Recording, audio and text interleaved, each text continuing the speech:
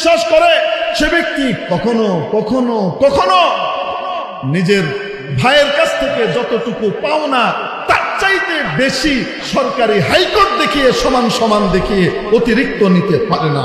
ঠিক এরে মুহতারাম দোস্ত, এজন্য আখিরাতের দিনের উপরে ঈমান রাখার প্রয়োজন আছে না নাই? মাঝখানে একটা ছোট্ট কথা আপনাদেরকে বলে যাই।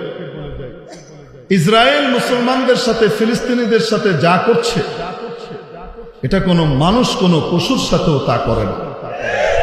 আসতে বলেন ঠিক কি ঠিক না?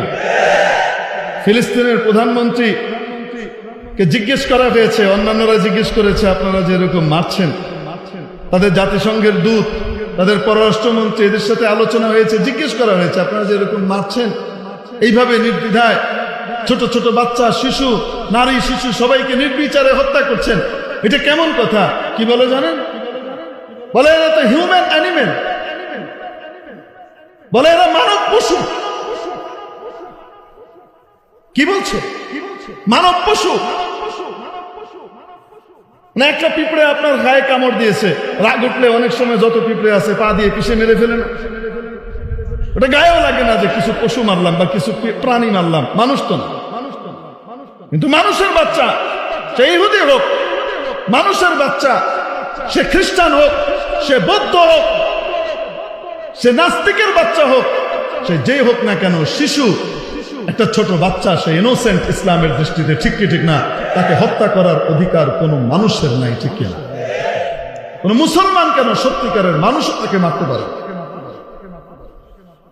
শিশুদেরকে, নারীদেরকে হত্যা করছে আর কল্পনা করছে তাদের সৈনিকদেরকে ট্রেনিং দিচ্ছে। এরা হলো হিউম্যান অ্যানিমেল,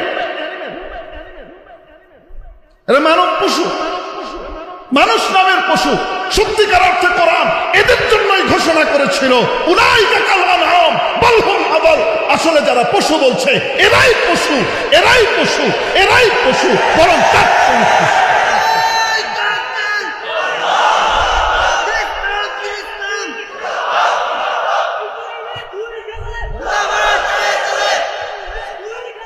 मेरे मुहतरम दोस्तों, आजीज बुजुर्ग,